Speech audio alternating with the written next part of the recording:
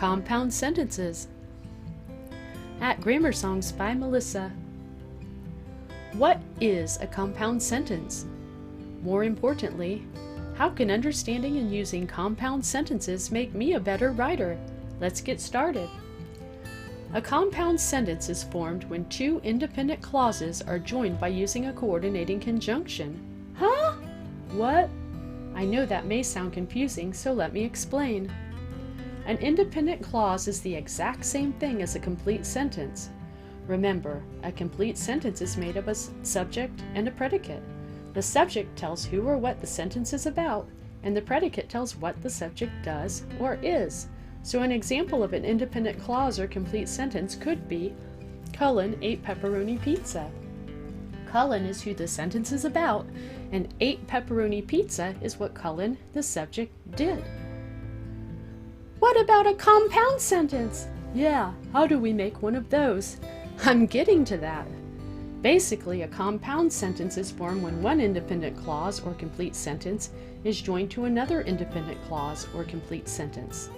This means that a compound sentence would have a total of two subjects and two predicates. The two sentences or independent clauses are joined together by using a coordinating conjunction. The coordinating conjunction is like the glue of the sentence, holding it together. So if I go back to my original independent clause, Cullen ate pepperoni pizza, I can add another independent clause, Nathan ate chocolate cake, to form a compound sentence. Cullen ate pepperoni pizza and Nathan ate chocolate cake. Creating a compound sentence allows me to express two ideas at once. So a compound sentence is when you glue two sentences together. And the special kind of glue you need is called a coordinating conjunction. Yes, that is a great way to remember it. It is also important to note that a comma should always be placed before the coordinating conjunction when forming a compound sentence. Let's practice joining two independent clauses to form a compound sentence. Sasha could go shopping. She could go to the dance. To combine these two independent clauses to form a compound sentence, we need to choose a coordinating conjunction to be the glue. Do you see a coordinating conjunction that would combine these two ideas? Well, since Sasha can't do both activities at the same time, she will have to make a choice. She will need to choose one thing or the other.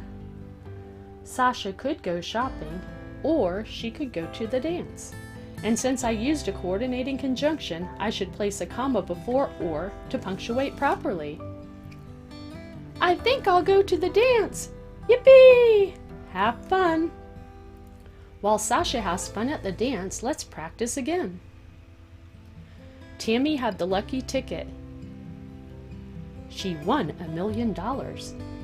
To combine these independent clauses to form a compound sentence, we need to choose a coordinating conjunction to be the glue. Do you see a coordinating conjunction that would combine these two ideas? Well, since one event happened because of the other, so would be a good choice. Tammy had the lucky ticket, so she won $1 million. And since I used a coordinating conjunction, I should place a comma before so to punctuate properly. I can't believe I won! Congratulations, Tammy! I get it! I know how to form compound sentences! I get it too. Then why the long face? I can make compound sentences, but I still don't understand how they will make me a better writer. Wow, you are certainly asking an excellent question. Let me show you. Let's read a short paragraph Annie wrote about her school. Healthy Learning Academy is a great school. The principal has high expectations. The teachers care. The students want to learn. They do their best. The school is very small. It offers many programs. Annie did a great job writing about her school. Her paragraph has good information, but some of her sentences are short and choppy. We could help Annie combine some of her sentences or independent clauses to give her paragraph better flow. We want to help! Great! We're going to need to glue some of these sentences together using coordinating conjunctions. Let's read Annie's paragraph again. We will look for ways to combine some of her sentences along the way. Healthy Learning Academy is a great school. The principal has high expectations. The teachers care. I know! The teachers care is a short sentence. It only has 3 words. It is an independent clause, but it is short. Do you see a way to glue it to another sentence by using a conjunction? We could use and. The principal has high expectations and the teachers care. Very good. Let's keep reading. The students want to learn. They do their best. I know. They do their best is a short sentence. It only has 4 words. Okay. Do you see a way to glue it to another sentence by using a conjunction?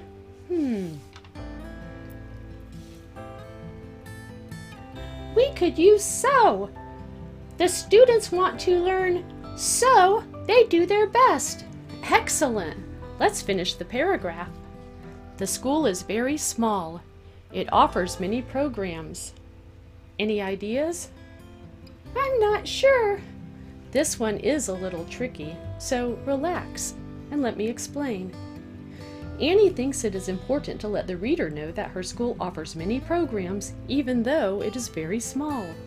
These are opposite ideas, but and yet would both be good choices for combining these 2 sentences, yet gives more of a surprising element.